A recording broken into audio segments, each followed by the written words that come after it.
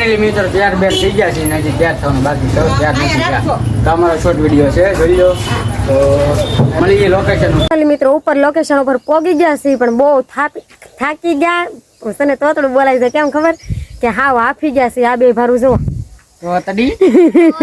તોતડી હે એમ નહીં કેતા કાળી બે સાની મને જો નજારો તમે એક નંબર છે. ભૂતડા દાદા બેઠા છે તો અમે તો આવી ગયા પણ તમે પણ આવજો તો હાવ થાકી ગયા છે.